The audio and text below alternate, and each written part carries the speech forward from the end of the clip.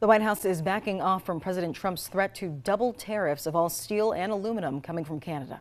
And the latest back and forth, well, it comes after Ontario suspended its threat to increase the cost of electricity that it sends to America. 27 News Washington correspondent Basil John reports on the back and forth between the two countries. I'm going to look at this. I'm going to make a decision. President Donald Trump is weighing future tariffs on Canadian steel and aluminum after Ontario walked back its threat to add a surcharge on electricity going to the U.S. I've agreed to suspend temporarily. He was a gentleman. The White House says Ontario's decision to implement a 25% tax increase on electricity exports to the U.S. sparked outrage from the administration. The president saw that and has an obligation and a responsibility to respond accordingly and represent the interests of the American people. Ontario agreed to suspend its tariff after talking with the Trump administration.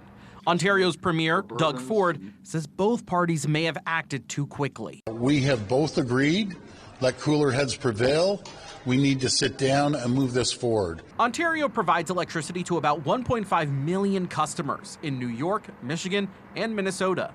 New York Democratic Congressman John Mannion says any increase in rates would hurt his constituents. I hope this administration and, the leaders in Canada come to an agreement so that we don't have these additional unnecessary costs on Central New Yorkers and people who live in the Mohawk Valley.